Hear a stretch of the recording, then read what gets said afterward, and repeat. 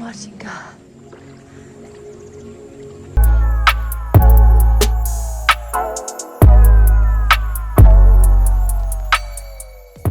Guys, welcome back to my channel. Today we're gonna do a recap and a review on Their Eyes Were Watching God, starring Halle Berry. Just an FYI before watching this recap, this movie does include some adult related content, but it should be okay for younger viewers to watch as well. So thank you guys for being here. Like, comment, and subscribe before you go, and let's get started.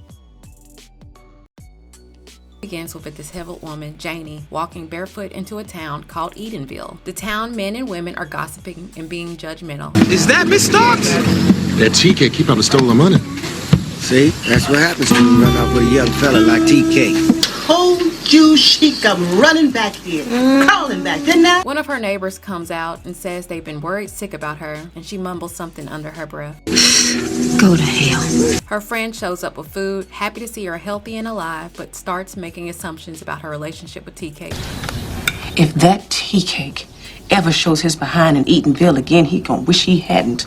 He took advantage of you and your money. He ain't wasted none of my money. And if he was here, he'd tell everybody so too. Flashback, we found out her grandmother raised her. She never knew her parents. She spots a local boy, Johnny Taylor, and runs to him joyfully. We cut to them kissing and pressing up on each other. Her grandmother sees them and screams at her, saying she needs to get married immediately. She tells Janie her mother ran wild and broke her heart, and now Janie's headed down the same path. She informs Janie that a local man, Logan Killix, has been asking about her. Logan Killix? He looked like some old skull head in a graveyard. Janie protests, but her mother slaps her into submission. Janie runs off, jumps into a pond, looks into the sky, and her grandmother asks what she is doing, and she says, Janie, what in the world are you doing? I'm watching God.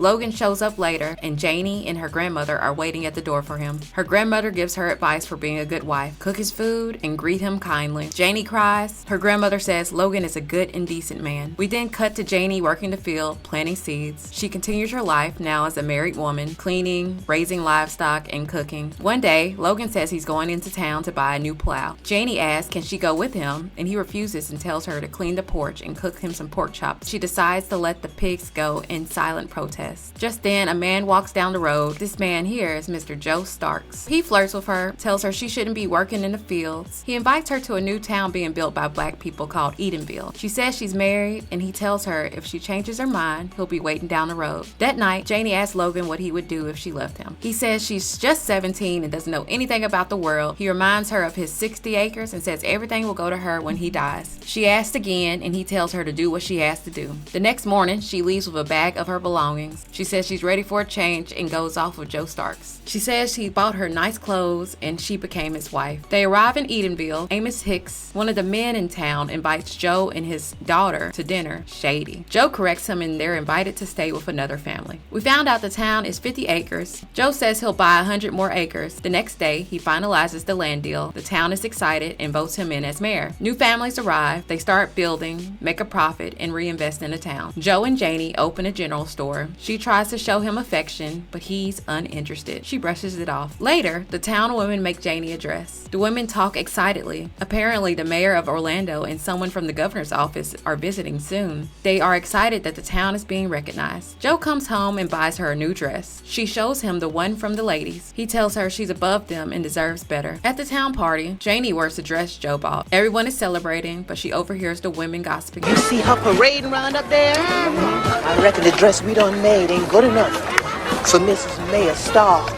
Joe announces that Edenville is now the first incorporated black township in America. Someone asks to hear from Mrs. Mayor Starks. Joe shuts it down, saying she doesn't know anything about speech making, and that's not why he married her. You can see the light in her eyes dim. That night, Joe asks how she likes being the mayor's wife. She says she'll be happy when it's over. Next day at the general store, Amos Hicks eyes Janie. Joe sees it and tells her to come inside, clearly asserting control. They argue. Janie says she doesn't want to be cut off from her friends. Joe tells her to wrap her hair up. The control is escalating. She throws down the head wrap and runs to the house, packing a suitcase. Joe tells her, Nobody would marry you.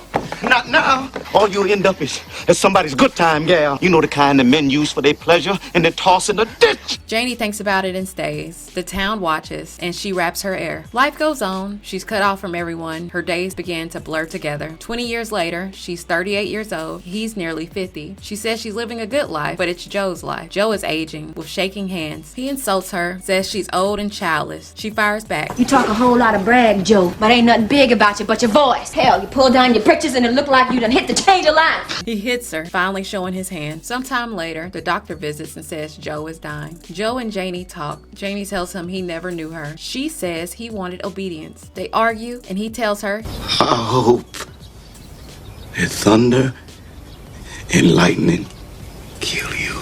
Joe dies. At the funeral, Janie says she feels free. Dressed in black, she unwraps her hair and walks into the pond, breathing in fresh air, as if for the first time. A year later, Janie is in a field talking to her friend. She says she's not rushing to remarry, she's enjoying her freedom. Later, while working at the general store, a good-looking man walks in. She's clearly attracted to him. She sells him tobacco and flirts. He says he was on a train, but only had money for half the trip, so he's stuck waiting. He challenges her to a game of checkers. They laugh and play. When they finish, he offers to teach her again sometime. She says he can, as long as he doesn't cheat her. We learn his name is Tea Cake, and that night he walks her home, but leaves before anything happens. Tea Cake returns and invites her to play checkers again. Amos tries to teach her how to play, but Tea Cake clearly has her attention. At the end of the night, Tea Cake walks her home. He says he's hungry, and she offers him pound cake. They eat and laugh on the porch, and the townspeople see them. They go fishing in the middle of the night, then come back, play music, and dance. Tea Cake teaches her piano. The attraction is obvious. Janie keeps saying she's too old. Tea Cake says she isn't. I bet you tell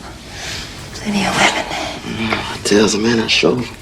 She stops the kissing, and we find out that she's 12 years older than him. He says age isn't a factor in love. Tea Cake leaves that night after the disagreement. The next morning, Tea Cake returns. Apparently, he got a job and needs to be there by 8 a.m. We see them spending time together, shooting practice, fishing, laughing, going to the movie. Her friend is concerned, says he's probably using her for money, and she tells a cautionary tale about another widow who met a man, gave him everything, and he left her broke. Janie says Tea Cake asks her to marry him. She says she won't marry again, but she's fine running off of him. Her friend warns her she'll regret it. Next day, Janie is glowing, packing up, leaving town. We see her and Tea Cake at a club, enjoying life. She seems free. They make love. She wakes up. Tea Cake is gone. Her money is gone too. She searches the club. No sign of him. She waits, thinking about what everyone said. Tea Cake returns, drunk. She confronts him. He says he gambled everything away. Money, the car, trying to win more to buy her nice thing. He says he's no good for her, and she almost leaves, then falls for it and stays. They talk about going to the Everglades to make money. She says she can get more money from the bank and buy a new car. He says no, they'll live off what they can earn. If I ain't got money, you ain't got money. They move to the Everglades. Janie is amazed by all the cultures living together. A storm is brewing. Everyone leaves before the storm gets there, but they decide to stay. The storm begins and it begins to flood, eventually entering their home. And then a massive wave crashes in and sweeps them away. While fighting to survive, Tea Cake gets bit by a dog. A week later, the flood recedes. Janie says Tea Cake has been sleeping for a week, says he's tired. She tries to give him water, but he says it tastes nasty. The doctor comes and visits Tea Cake and says the dog gave him rabies. He advises taking Tea Cake to the hospital and tying him down before he hurts someone. Janie refuses and the doctor goes to Palm Beach for medicine, but he won't be back for several days. Eventually, Tea Cake becomes paranoid. Janie arms herself with a pistol, loads one bullet, just in case, and she hides the gun under a pillow. A couple days later, Tea Cake pulls the gun on her, thinking she's cheating. He pulls the trigger several times. It doesn't go off, but eventually it will, due to the one bullet she put in there. She grabs a shotgun, pleads with him to stop, but he lifts his gun again and tries to pull the trigger. She shoots him before he shoots her. Back in the present, Janie finishes telling the story. Her friend is crying, says she'll defend her no matter what anyone says. Janie is seen running freely down the street. The movie ends with Janie lying in the water, looking up at the sky. We hear Tea Cake's voice. What you doing, Janie? I'm watching God. And this ends the movie. These are my final thoughts.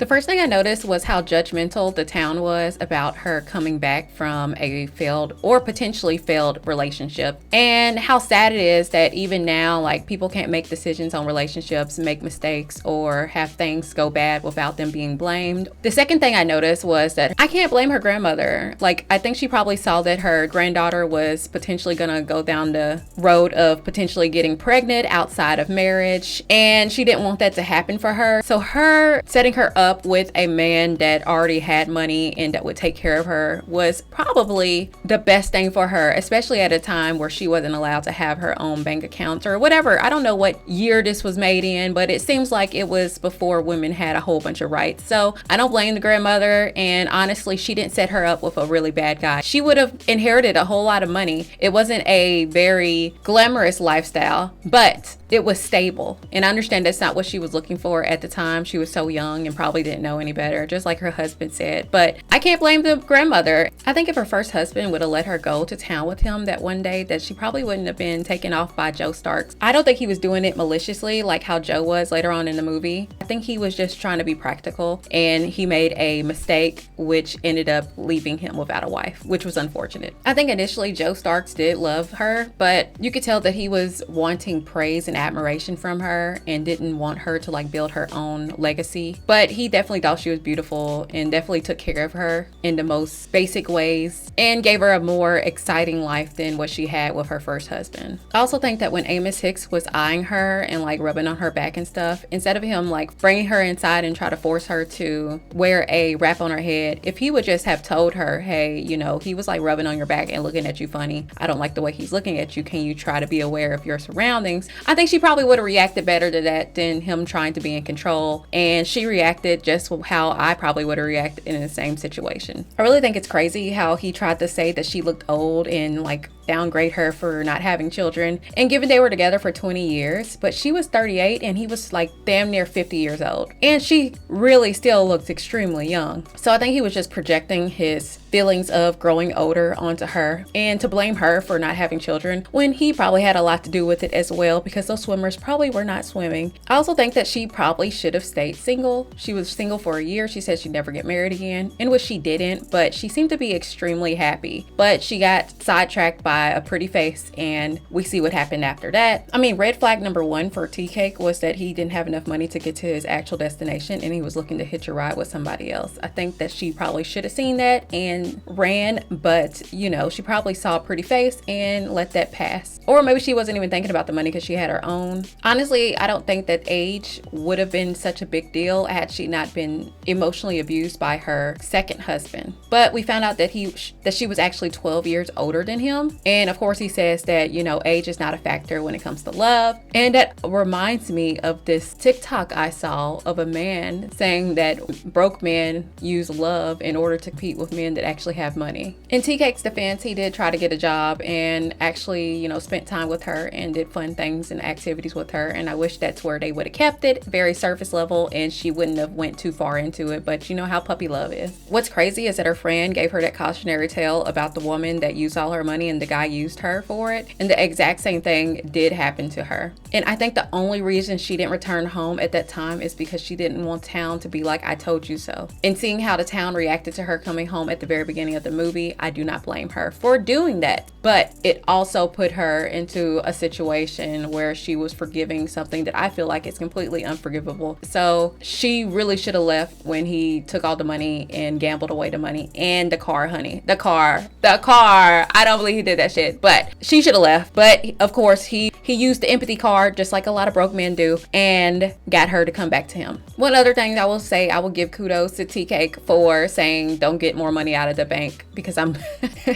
hate to say he's like, because I'm just gonna gamble that shit away too. So let's just be broke together. Oh my gosh. So kudos to him for not using more of her money and actually being a man in that situation. And I think he just wanted to grow together with her, which was okay. But you know, that was after he did a very unforgivable act by gambling away all her money and the car. Now they have to hitch a ride with other people and stuff like that, and that's just, it's diabolical in my book. Now, I will say this movie is the only reason that I knew that rabies was so bad for humans. I never understood why dogs got rabies shots until I saw this movie and saw what could happen to people. And even doing research on people that get rabies from dogs and animals that it's untreated, it's usually deadly. So kudos to this movie for bringing awareness. Also, would you be able to take out your lover in order to save yourself? Especially if you know it's a situation that they can't control themselves because their mind is gone. I don't know. I think I would be able to, but I also have children that I need to take care of. But when I was young and dumb, I don't know if I would have been able to make the same decision that she made. Overall, I really love this movie. It was a great coming of age story. When I was younger and saw it, I understood what Janie was doing, the reason she didn't like each one of her significant others, and why she ended up with tea cake at the end. But as an adult, as a grown person that's been through some stuff, she should have just stuck it out with her first husband, because she would have had the same freedom that she had after Joe Stark died, but probably sooner than that once her first husband passed away. And she probably could have sold the farm and ran off and did everything that she wanted to do anyways. And I don't think she would have been abused like she was by her second husband or her third significant other, tea cake, who used up all her money. So like, as an adult, I can empathize with her wanting adventure and stuff at that age, especially when you're 16 and you're forced to get married when you didn't want to. But being grown is realizing that her grandmother was right to try to give her a good significant other, even though he was old as dirt. And I would be interested to see what happened with the grandmother and if she ever kept up with her after she left or whatever. But overall, love this movie. I've actually never read the book, so I can't compare and contrast. That would be an interesting compare and contrast. I've heard mixed things about it, but thank you guys for watching. Like, comment, and subscribe. Let me know if there's any movies that you would like me to review, and I'll see you guys for the next one. Bye.